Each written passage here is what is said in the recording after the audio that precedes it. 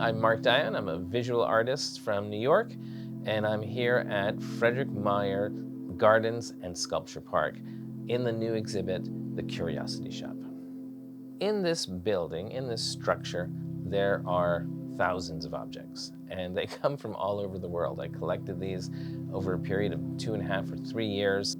They might come from Istanbul, they might come from Sao Paulo, they might come from flea markets in upstate New York or flea markets in France or Germany.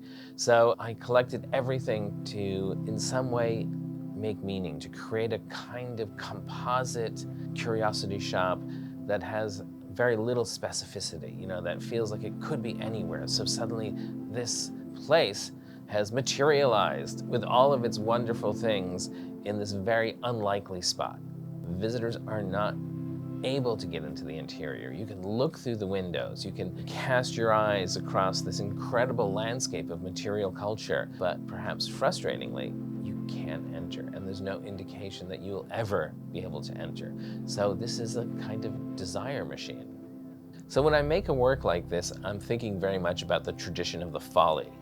Follies are these diminutive buildings that populated gardens of the 18th and 19th century. They were built for pleasure. They were built not so much to be practical, but to create meaning and to create interesting, exciting situations. So I think we can steal this away from this aristocratic tradition and make a public work that uses a building as a sculpture. So even though there are thousands of things in here, it is really one thing. It is one sculpture, one work of art, and that's what's, I think, really exciting about the piece.